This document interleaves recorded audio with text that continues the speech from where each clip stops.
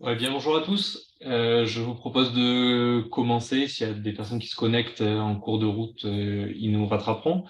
Ce webinaire est le premier d'une série de 4 webinaires toute la semaine sur la reprise la thématique de la reprise d'entreprise.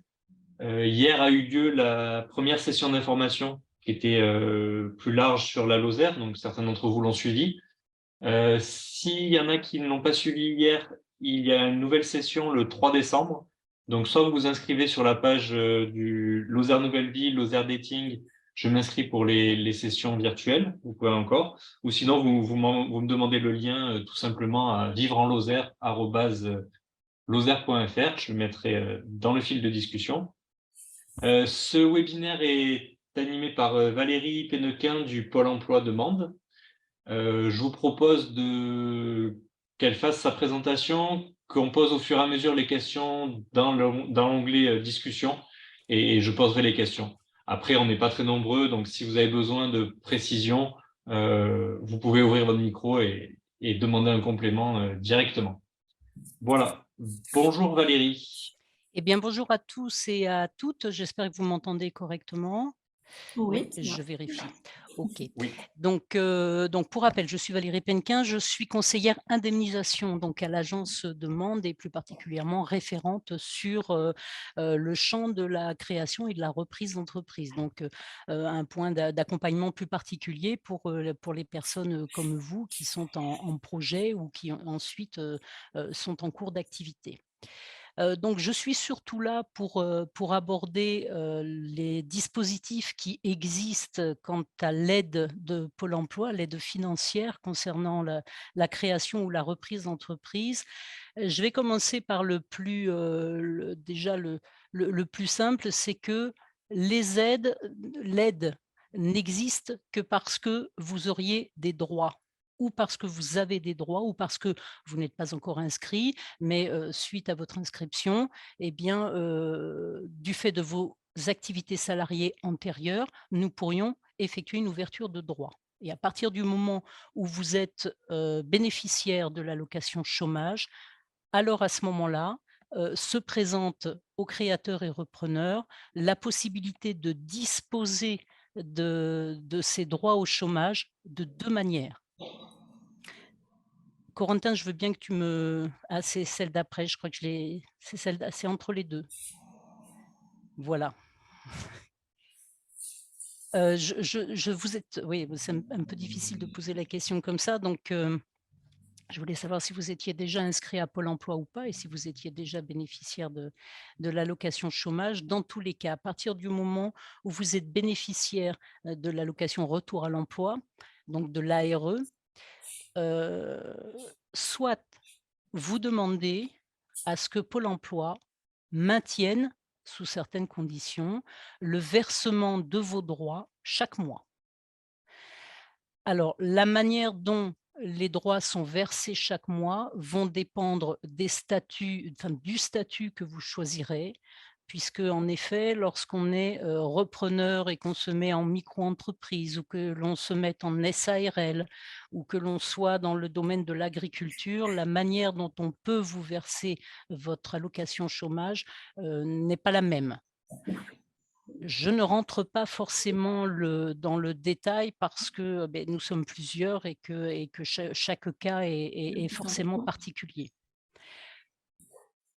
Ça, le maintien, ça va surtout être évidemment pour que, les personnes aient de quoi vivre, tous les Bien mois, évidemment. notamment la première ou deuxième année, lorsque votre activité ne génère pas de revenus dans l'immédiat. L'autre dispositif qui existe, c'est l'ARCE, l'ARCE, donc c'est l'aide à la reprise et à la création d'entreprises. Ça, c'est prendre ce que l'on appelle le capital chômage, c'est-à-dire que l'on vous ouvre des droits pour 2 ans à 30 € par jour. Ce que l'on appelle le capital chômage, c'est donc votre indemnité journalière multipliée par le nombre de jours dont vous disposez. Ça forme un montant en euros, qui serait le montant que l'on vous verserait tous les mois jusqu'à la fin de vos droits si vous n'étiez pas en cours de création. Et de ce montant, de ce capital chômage, Pôle emploi peut vous en verser 45 en 2 fois. Donc on vous verse le premier montant à la date de création ou de reprise et le deuxième montant se verse au 6e mois. Il est bien entendu que les 2 dispositifs, c'est-à-dire le maintien de vos allocations mensuelles et l'ARS, sont 2 dispositifs non cumulables. C'est l'un ou l'autre. C'est-à-dire qu'à partir du moment où vous choisiriez l'ARS, eh bien, on n'entend plus parler de vous.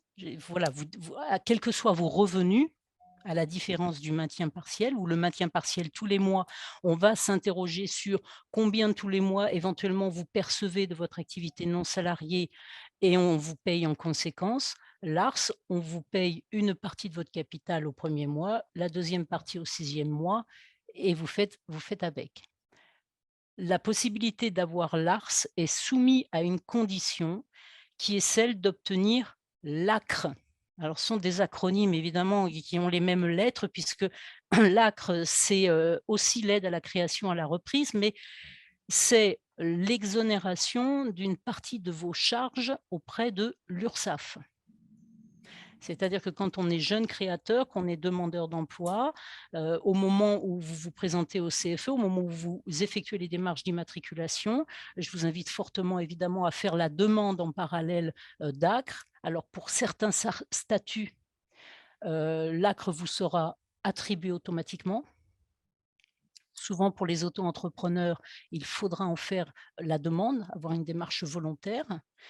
Donc l'ACRE, c'est un allègement de vos charges la première année d'activité et ce n'est que parce que vous aurez obtenu l'ACRE de la part de l'URSSAF ou de la MSA, selon votre activité, que vous pourrez, auprès de Pôle emploi, prétendre à demander l'ARS. Voilà.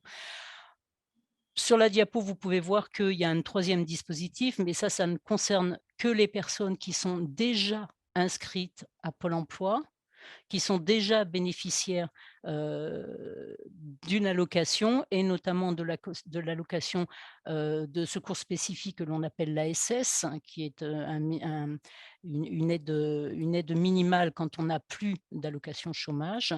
Là, c'est pareil, il y a la possibilité pour les personnes qui sont bénéficiaires de l'ASS de pouvoir percevoir l'ASS en cumul intégral pendant 12 mois avec les revenus issus de votre activité non salariée, sous condition aussi d'avoir obtenu l'ACRE. Voilà ce que l'on peut dire des 2 et seuls dispositifs qui existent de la part de Pôle emploi. Alors peut-être est-ce que ça suscite des questions? Il n'y en a pas dans le fil de discussion, mais si ça, n'hésitez pas à poser des questions à Valérie directement peut-être. Oui. Est-ce qu'on peut voir les avantages et les inconvénients des 2 dispositifs, s'il vous plaît? Alors, j'ai une façon de l'expliquer un petit Mmh. peu brusquement aux gens quand je les ai au téléphone, hein. Vous êtes déjà inscrite à Pôle emploi? Vous êtes déjà bénéficiaire de droits ou pas? Oui, j'ai la RE, oui. D'accord, OK. J'ai envie de dire que, l'ARE, c'est évidemment un revenu de remplacement quand vous n'avez pas plus de revenus, quand vous avez Mmh. perdu une activité salariée, donc c'est bien évidemment ce qui vous aide à manger à la fin du mois.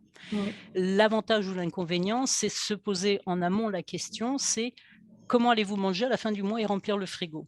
C'est-à-dire que si votre activité démarre du feu de Dieu et que vous savez que dès le début, vous allez avoir, de quoi vous dégager des revenus issus de votre activité non salariée, heu, en général, si votre capital est suffisamment important, c'est ça aussi parce que, l'ARS, si vous êtes à 100 jours de votre fin de droit, Ouais. votre capital correspondra à votre montant journalier multiplié par vos jours restants. Ouais. Voilà. Mmh. Donc, c'est pas vraiment en termes, d'avantages ou d'inconvénients, c'est vraiment lié à la situation au moment de votre reprise d'entreprise, de votre création D'accord, d'entreprise. d'accord. Après ça, il est évident que, et je le dis, vous appelez, même si vous n'êtes pas encore inscrit à Pôle emploi et si vous n'êtes pas encore bénéficiaire de droits auprès de Pôle emploi, rien ne vous empêche jamais d'appeler le 39 49. D'accord.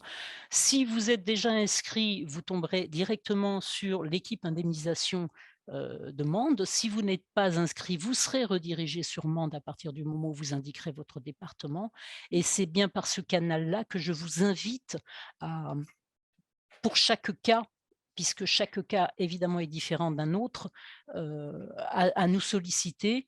Nous sommes 5 dans l'équipe indemnisation, nous sommes tous en mesure de répondre, mais je vous invite même assez fortement à demander à ce que je vous rappelle, hein, vous gardez mon nom et vous pouvez demander à être rappelé par madame Penquin, il n'y aura aucun souci, je me ferai un plaisir de voir vos situations individuelles au plus près de la réalité. D'accord.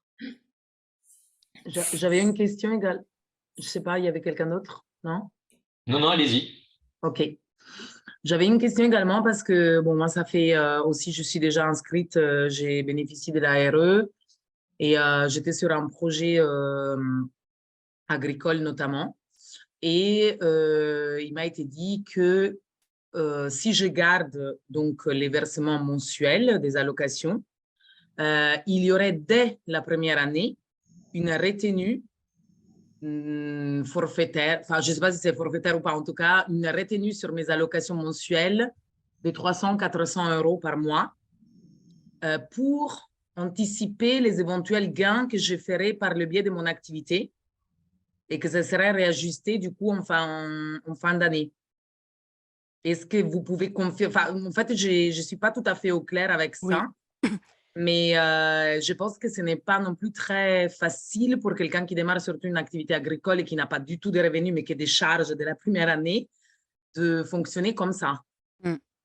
Alors, c'est la grande difficulté dans les créateurs et repreneurs. Les personnes qui sont bénéficiaires des droits au chômage vont se diviser en deux types de personnes dans la manière dont on va les payer. Il y a ceux qui, chaque mois, peuvent justifier, c'est-à-dire donner à Pôle emploi un document qui atteste de ses revenus. Ça va être le cas d'un auto-entrepreneur.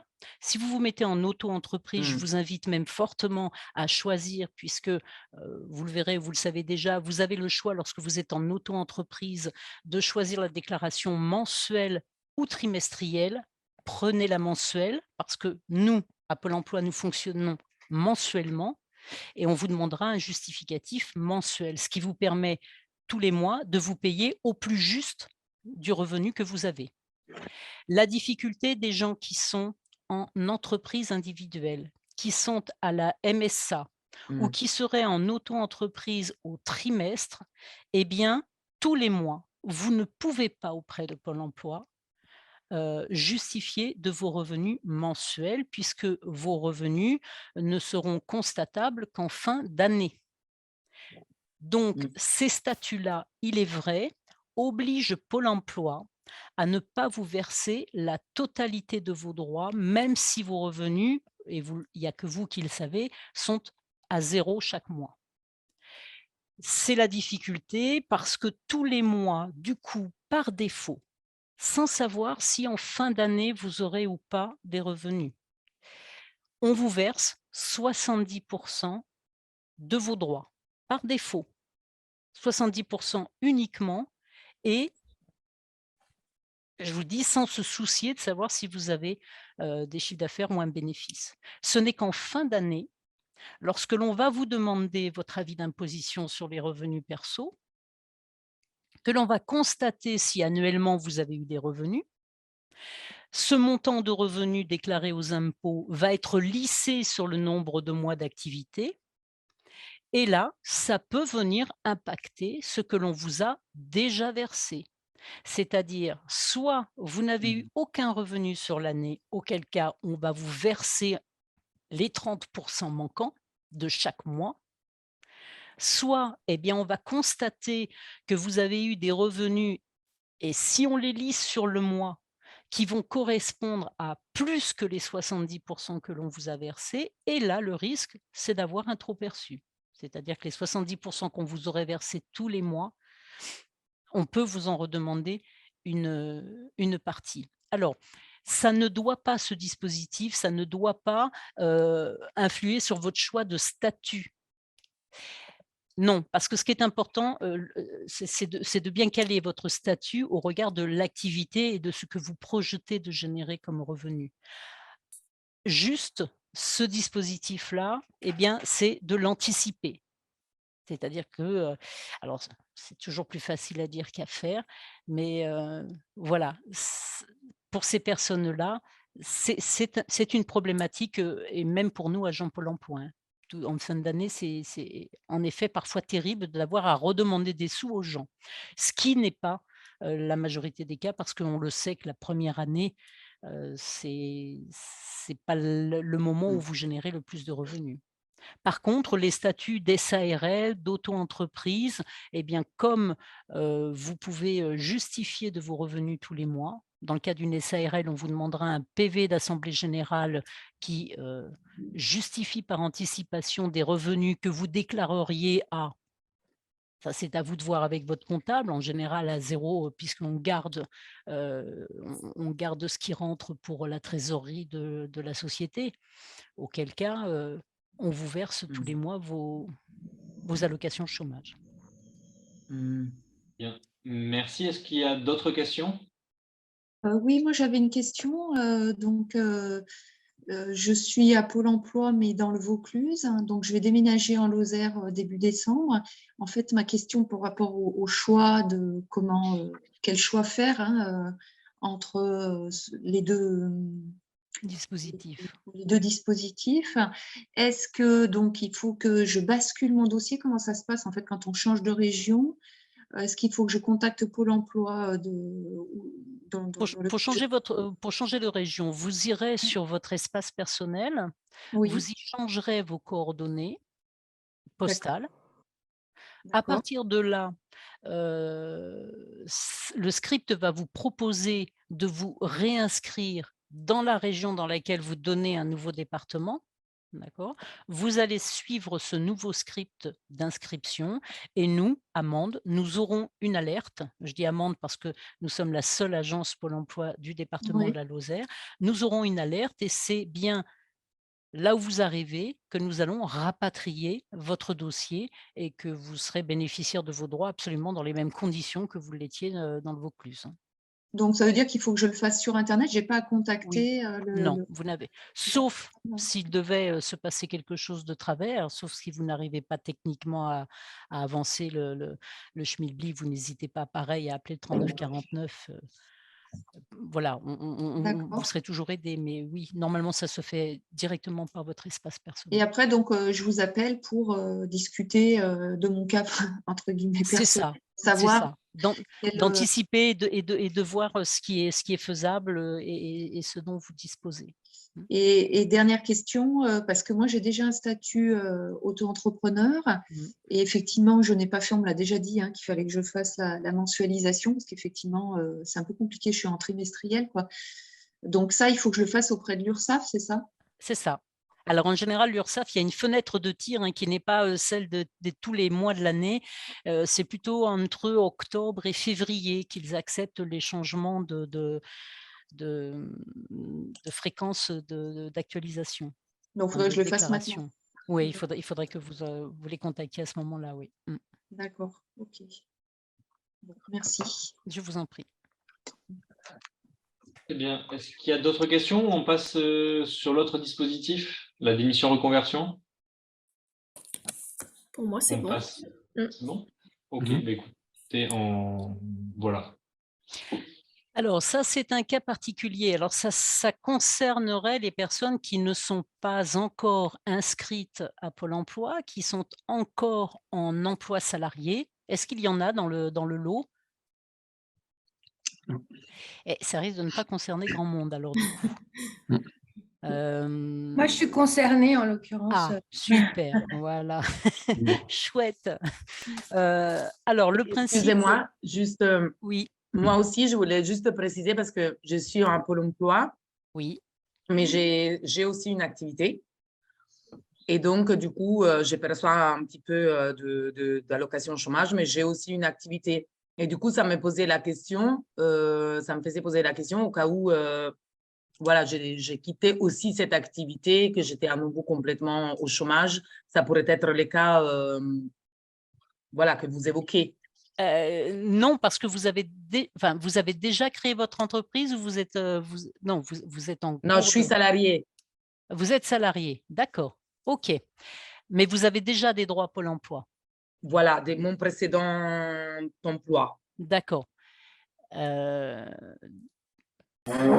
Donc, si la création d'entreprise, elle vient au moment où vous avez encore les droits, c'est bien ces droits-là qui vont agir, qui vont être soit maintenus, soit sur une demande d'ARS. Mhm. Si vous arrivez en fin de ces droits-là et que vous finissez votre activité salariée, alors à ce moment-là, on va recalculer des nouveaux droits sur votre activité salariée et c'est sur ces nouveaux droits que votre création d'entreprise posera les pieds, hein. Donc, je suis OK. moins sûre que ça vous concerne vous, mais par contre, les personnes Merci. qui sont actuellement en cours d'activité salariée, qui n'ont donc pas encore de droit à Pôle emploi, il faut savoir qu'à Pôle emploi, il y a une chose qui est rédhibitoire pour Pôle emploi, c'est de démissionner. Démissionner, ça veut dire je ne veux pas travailler. Donc, pour Pôle emploi, il n'est pas question d'ouvrir des droits de remplacement pour quelqu'un qui aurait volontairement quitté son emploi. Il y a des cas de démission dites légitimes, c'est-à-dire qu'il y a des démissions que Pôle emploi va considérer comme acceptables, auquel cas on peut ouvrir des droits à Pôle emploi. Dans la liste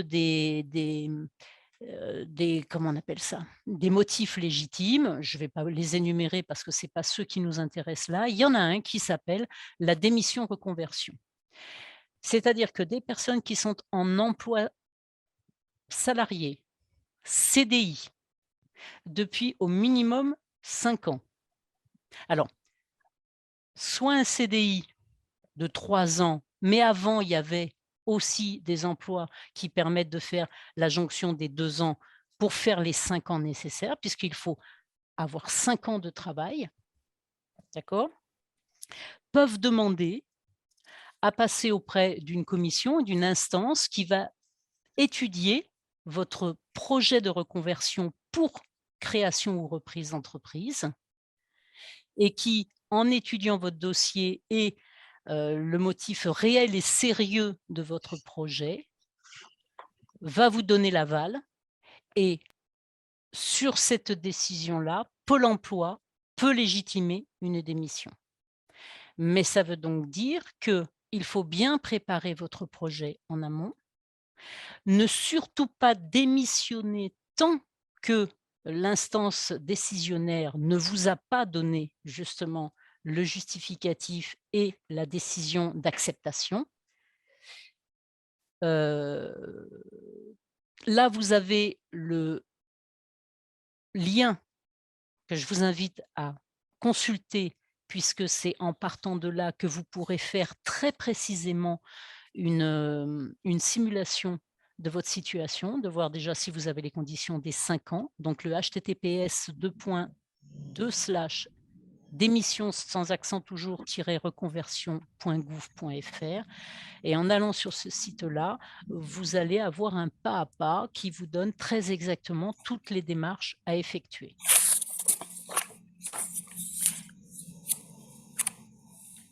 Donc, la chose sur laquelle j'insiste vraiment, c'est même si vous avez un projet avancé, ne démissionnez surtout pas avant de vous être renseigné, d'avoir l'acceptation de l'instance décisionnaire et d'avoir au passage appelé Pôle emploi pour savoir si vous êtes dans les clous. Ce serait un peu bête de démissionner, de lancer la reprise de votre entreprise et de se retrouver le bec dans l'eau parce que Pôle emploi va vous répondre «Ah, mais non, cette démission, elle n'est pas légitimable en l'état». Hein. Donc, toutes les informations, vous les retrouvez sur le site gouvernemental. Donc, le plus important, c'est 5 années de travail consécutif et le dernier contrat sur un CDI. Et à partir de là, vous pouvez envisager de démissionner en suivant la procédure qui vous sera indiquée. Voilà, si vous avez des... je vois qu'on a mis le lien, merci Corentin, je l'avais préparé, donc je l'efface. Voilà, j'ai mis le lien pour voir directement oui, le site j'avais dans mis dans la discussion. messagerie. Est-ce qu'il y a des questions? Moi, j'en ai une. Oui. Peut-être j'anticipe, mais si l'employeur accepte une rupture conventionnelle, du coup, on passe directement à ce qu'on a vu avant et on évite le dispositif. Voilà. Absolument, bien sûr. Là, c'était vraiment dans le cas où il n'y a pas, puisque vous êtes en CDI, hein, pour quitter un CDI, il n'y a pas 36 manières. C'est soit on passe par un licenciement, soit on passe par une rupture conventionnelle, c'est-à-dire que employeur et salariés sont d'accord pour se défaire de ce contrat, soit après, les personnes qui sont en CDI sont souvent embêtées alors qu'ils ont envie de changer d'air. Ce nouveau motif de démission légitimable par l'idée d'une reconversion pour création ou formation, mais en l'occurrence, vous, c'est de la création, existe depuis 2019 et c'est pas mal. Mais par contre, surtout, n'allez pas trop vite, ne vous en mêlez pas les pinceaux, faites les choses correctement. Voilà. Moi, je voudrais rajouter quelque chose parce qu'effectivement, j'ai bénéficié de ce dispositif. Super. Et je me suis fait aider par un organisme qui faisait ça, en fait. Donc, parce qu'il y a une rédaction de dossier. Donc, la personne là, qui est intéressée, je pense qu'il faut chercher dans son département s'il y a un organisme qui peut aider parce qu'effectivement, c'est quand même important. Et vous verrez le lien qui vous est donné en fonction du département dans lequel vous êtes. Vous allez voir que ce pas à pas est vraiment très bien fait et vous trouverez, puisque ce n'est pas Pôle emploi, hein, la commission, hein, qui légitime le motif réel et sérieux de la démission, c'est bien des organismes indépendants. Donc, vous avez les coordonnées en lien avec votre lieu d'habitation. OK. Est-ce qu'il y a des questions sur ce dispositif? D'autres questions en général? Non? Non. C'est bon pour tout le monde? Oui. Écoutez, je vais juste vous présenter la suite. Alors, je vous l'ai déjà dit hier pour ceux qui ont suivi. Le Lozère Dating reprise d'entreprise continue, c'est-à-dire que demain, il y a les étapes à suivre pour reprendre une entreprise par la Chambre de commerce et la Chambre de métier. Jeudi, on fera un petit focus sur les projets agricoles par le point accueil installation et la Chambre d'agriculture. Et vendredi, on fera un point avec toujours la Chambre de commerce et la Chambre de métier sur les aides financières pour financer mon projet de reprise hors dispositif Pôle emploi, quels peuvent être les apports et les aides pour mon projet. Donc, vous avez reçu les liens pour ces webinaires, ils sont en accès libre, vous pouvez vous y connecter. Et je vous répète que si la session d'information du 3 décembre, vous intéresse, vous pouvez soit vous inscrire sur le site Lozère Nouvelle Vie, Lozère Dating sur la page, soit vous m'envoyez un mail, je vous l'ai mis dans la discussion, à Vivre en Lozère, pour que je vous envoie les liens. Voilà. Je remercie Valérie. Moi, je vous remercie tous et merci Corentin. Voilà. Merci à vous. Et ta disponibilité. Merci à tous et puis à très bientôt. Merci à vous. Bientôt. Au revoir. Au revoir. Au revoir. Au revoir.